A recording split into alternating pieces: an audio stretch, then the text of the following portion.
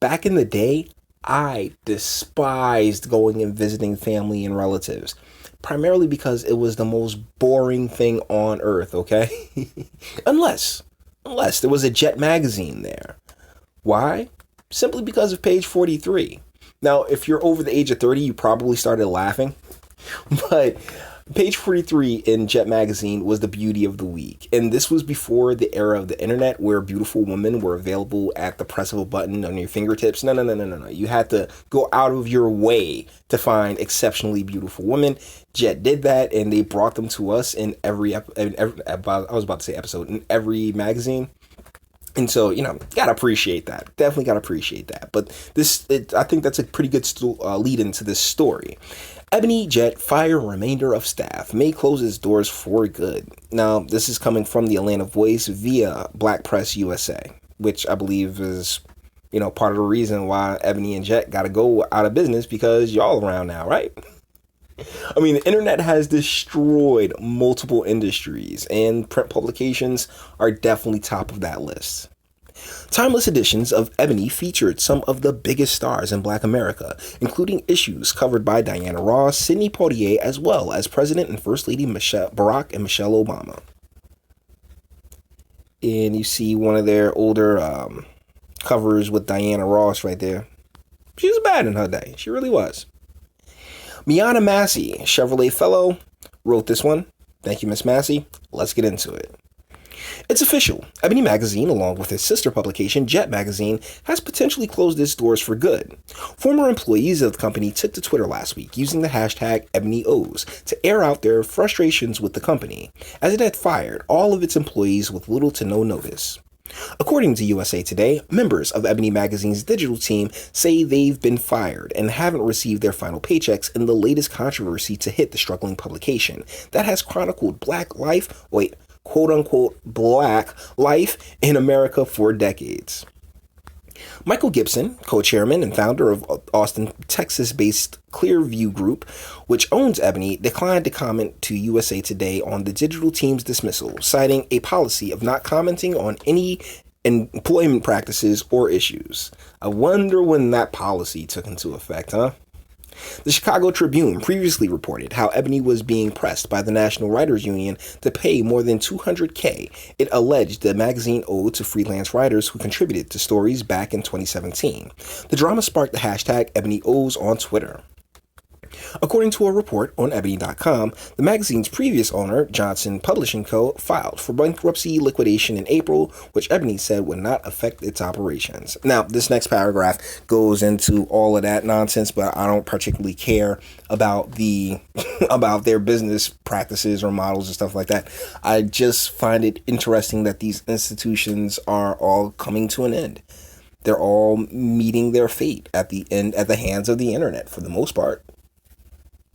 The first issue of the iconic magazine hit stands 74 years ago and took the industry by storm. Founded by John H. Johnson in November 1945, the Black-owned publication has striven always to address African American issues, personalities, and interests in a positive and self-affirming manner.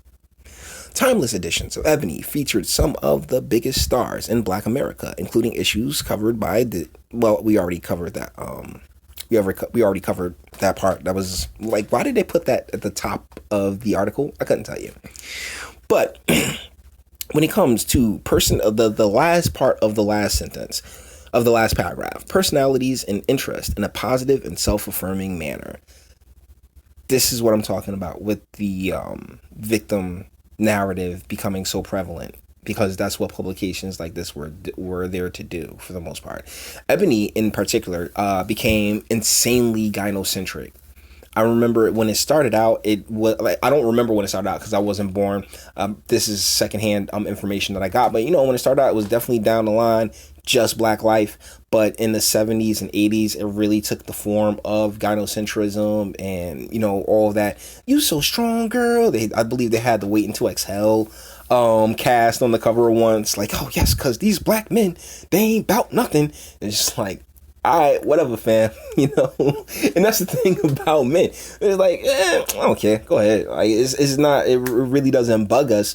But then you look up all these years later and we see the the aftershocks and the after effects of it, that I was like, okay, well, maybe we should have cared a little bit more when it comes to this type of stuff. And ultimately, though, this is sad. I really do believe this is sad. I mean, the company itself, the publications themselves were purchased from Johnson, from Mr. Johnson.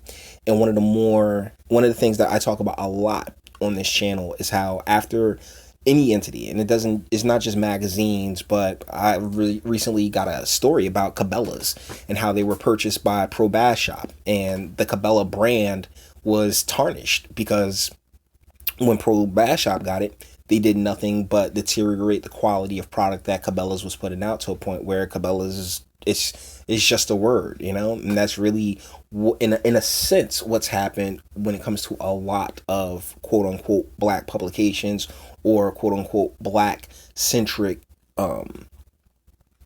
just media. That the wool is being pulled from a lot of people's eyes, and they're just like, nah, I'm not interested, because we got played. Particularly when it comes to Descendants. Descendants know that we got played out. We continue to get played out, and that's something that everybody's gonna fall. Everybody, that heads will eventually roll, right? So, despite the possibility that the world may lose this national treasure, fans of Ebony magazine and its lasting impact believe it will remain a staple of the black community and an ultimate expression of black excellence. And that's part of the problem. All this black excellence, all this black community, and all this other stuff. But when you look at the black community, and it's in shambles, all right, as the collective, not individually. Individually, people are doing fantastic. But you look at the collective is in shambles. And Ebony, along with Jet, they've been here the entire time, yet did absolutely nothing, said absolutely nothing towards legitimately fixing these problems. Because everyone will sit there and point out, oh, well, they had an article about, the drug war. They had an article about the No Man in Hell. Of course they did. But did they press beyond that? Of course not, because that's not how they got paid. So it saddens the heart to see institutions, because these are ultimately institutions, go down. But we get what we ask for, unfortunately. And we've been asking for nonsense, and now we end up at a point where we get nonsense. Yay! So with that being said, all the internet stuff. Like it if you liked it, sub if you enjoy my fantastic voice. Share, because sharing is caring, and speak. Let me know. What do you think? What are some magazines that you recall from your childhood that may very well no longer be around, Print publications dead. So, with that being said, till the next one.